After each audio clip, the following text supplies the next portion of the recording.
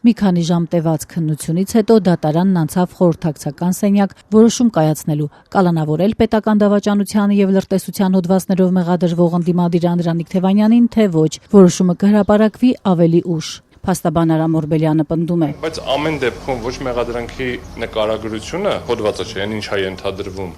ոչ նյութերը որևէ մենակ դավաճանության չէ, էլի որևէ այլ քրեական հոդվածի հետ կապված ինչ որ հանգամանք չկա։ Ըստ էության նկարագիրը ինչ որ մեղադրում են, դուք այդ բոլոր լրագրողները դրա տակ անցնում եք։ Օրերս վարչապետ Փաշինյանը պետական դավաճանության մեջ մեղադրեց ԲՀԿ նախընտրական ցուցակի երկրորդ համար Անդրանիկ Թևանյանին հայտարարեց, որ ԱԱԾ-ն շուտով այդ նյութերը կուղարկի քննչական, վերջինս էլ վարույթ կնախաձեռնի։ Վաղը Հայաստանի Հանրապետության ազգային անվտանգության ծառայությունը սահմանված կարգով հանցագործության մասին հաղորդում կուղարկի քննչական կոմիտե, ակնկալելով, որ Անդրանիկ Թևանյանի դեմ քրեական գործ հարուցվի հայրենիքի դավաճանության հոդվածով։ Մեկ օր անց այդպես էլ եղավ։ Երեկ երեկոյան падգամավորի թեկնածուին կենտրոնական ընտրական հանձնաժողովը զրկեց անձեռնմխելիությունից, ինչից հետո այդ նիստին մասնակցող Թևանյանն ինքը գնաց քննչական, որտեղ էլ քննիչը նրան ներկայացրեց մեղադրանքը, իսկ ԱԱԾ-ն ձեռնաշխտաներ անցկացրեց ու ուղեկցեց ներս։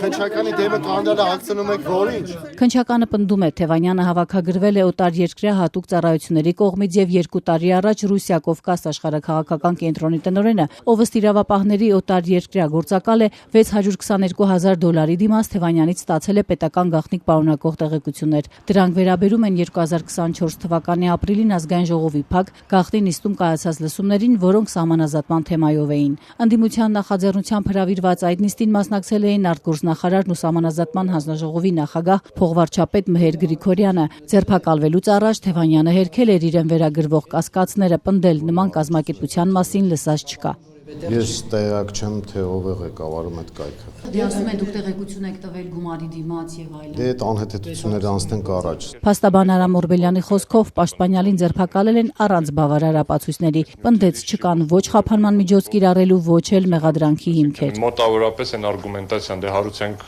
հետո էլ քննենք, կալանավորենք, ապացույցներ ձեռք կբերենք, մոտեցումը ընդունելի չի կարելի անձին մեղադրանք առաջադրել, երբ որ չունես բավարար, թույլատրելի, վերաբերելի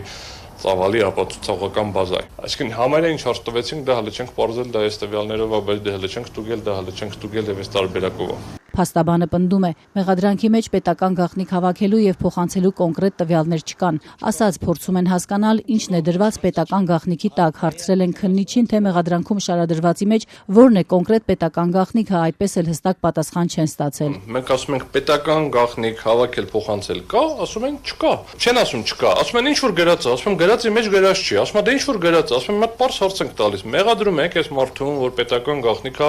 փոխանցել։ Ասում են ինչ որ գրած է, ասում եմ կարդում եմ, գրած է որ այլ տեղեկատվություն, այս ինչ որ գրել եք, ստեղից կարանք իմանանք որ նա պետական գաղտնիք, ասում են պետական գաղտնիք չենք պնդում։ Կալանքի հարցով նիստը դռնփակ է եւ ազատությունը հնարավորություն չունի ծանոթանալու մեղադրող կողմի հիմնավորումներին։ Մինչ այդ իրավապահները չեն բացահայտել, թե 2024 թվականին Թևանյանն ում միջոցով ու կոնկրետ ինչ տեղեկություններ է ստացել, որ փոխանցել է ռուսական կազմակերպությանը։ Մեղադրանքը հաստատվելու դեպքում ընդդիմադիր գործչին սպառնում է 12 տարուց մինչև ՑՄ ազատազրկում։ Դատարանի բակում Թևանյանի նկարներով պաստառները վեր պահած նրա աջակիցները կարճ ակցիա անցկացրին, պահանջելով ազատ արձակել ընդդիմադիր գործչին։